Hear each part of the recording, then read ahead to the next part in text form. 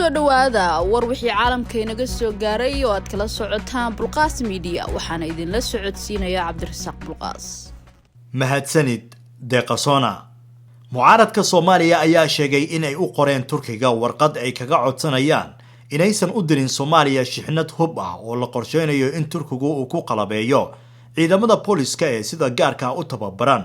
iyadoo kooxaha mucaaradku ay ka baqaqabaan in madaxweynaha hadda xilka haya Maxamed Cabdullaahi Farmaajo uu adeegsan karo hubkaasi bay yiraahdeen afduubka doorashooyinka soo socda sida ay wakaalada wararka ee Reuters ay u sheegeen xiisado siyaasadeed ayaa aad uga taagan dalkaasi ku yaala geeska Afrika waxaana kiciyay carada mucaaradka dib u dhaca ku yimid qabashada doorashooyinka labada gole ee baarlamaanka doorashooyinka ayaa markii hore loo qorsheeyay bishan laakiin qorshahaasi waa la laalay kadib markii la isku afgaran waayay qaabka loo dhisayo guddiga doorashada talaadadii shalay taageerayaasha mucaaradka ayaa socod ku maray magaalada caasimadda ee Muqdisho iyagoo ku cambaareeyay madaxweyne Farmaajo dib u dhaca ku yimid doorashada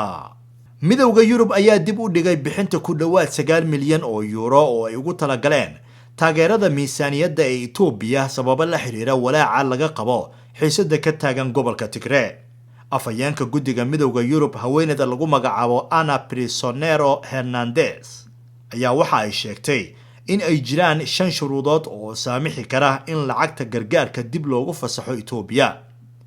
shuruudahaasi ayaa waxa kamid ah kow in loo ballan qaado shaqaalaha gargaarka bini'aadantinimo dariiq sax ah oo ay ku gaari karaan dadka caawimada u baahan ee ku sugan dhammaan meelaha ay dhibaatadu saameysay labo in Itoobiya ay ogolaato dadka rayidka ah in ay magangeliyo ka raadsadaan dalalka dariska ah saddex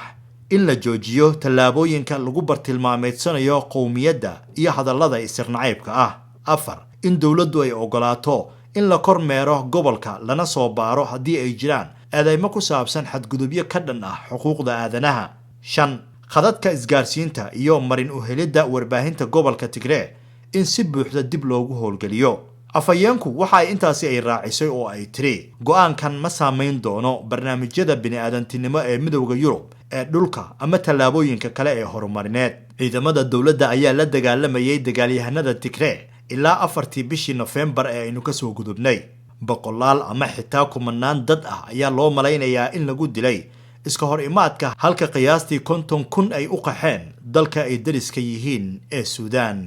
hogaamiyaha sare ee Iiraan Ayatollah Ali Khamenei ayaa markiisii ugu horeysay arbacadii maanta dib bulshada uga soo hor muuqday kadib muddo toddobaadyo ah oo aan shaashadaha lagu arkin hogaamiye Khamenei ayaa sheegay maanta in Mareykanku wali cadow u sii ahaan doono Jamhuuriyadda Islaamiga ee Iiraan xitaa kadib marka madaxweynaha la doortay Joe Biden uu xafiiska u la wareego shirmadaxeedka qaliijka carabta ee sanadlaha ah ayaa dib loo dhigay ilaa iyo bisha Janaayo iyadoo dhinacyada ka qayb galaya shirka uu hareeyay khilaaf sababay in la qaadaco shaqadii Qatar ee ku aadanayd ku dhawaaqista heshiis la taaban karo inkasta oo go'aanka ugu dambeeya ay u badan tahay in uu qaato waqti dheer ila xog ogaal ah ayaa sidaas yiri khilaafkan oo salka ku haya xiriirkii diblomaasiyadeed ganacsi iyo safar ee ay Sacuudiga iyo xulufadiisu dalka Qatar ay u jareen bartamihii 2017 ayaa iminka la arkayay dhaqdhaqaaqa Riyadh horaantii bishan iyadoo leh xalka ugu dambeeya waa la gaari karaa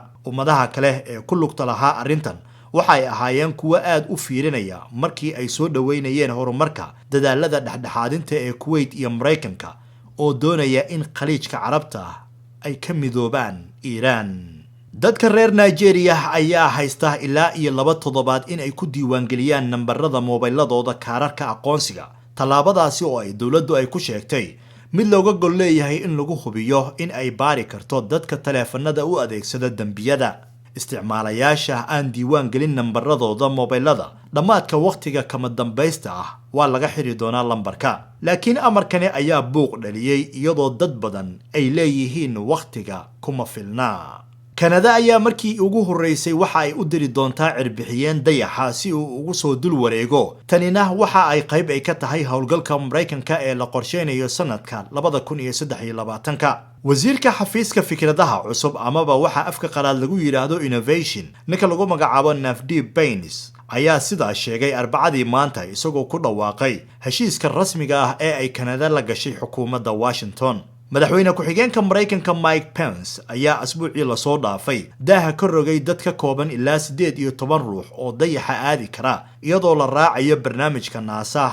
ee Artemis oo Kanada hadda ay qayb ka tahay. Artemis ayaa waxaa loogu talagalay in ay dhowr howlgal ay u dirto dayaxa. cirbixiyeenka reer Kanada oo aan weli magaciisa la shaacin ayaa ka qayb qaadan doona safarka labaad kaasi oo la qorsheeyay inuu ku dul wareego dayaxa safar muddo 10 maalmood qaadan doona sanadka 2023 hadduu Allah awoodalihi ogolaado. dhageystayaal intaasi waxaa inooga dhan warkii caalamka oo aad kala socoteen Bulqaas Media. fadlan haddii aad ku cusub tahay channelka Bulqaas Media ama page-ka Bulqaas Media subscribe saar ama follow de. haddii se aad tahay macmiil soo noqday fadlan ha naga iloobin like-ta iyo share-ta. sidoo kalena wixii fariimo ah waxaad noogu reebi kartaa qaybaha commentiga. waad mahadsantihiin.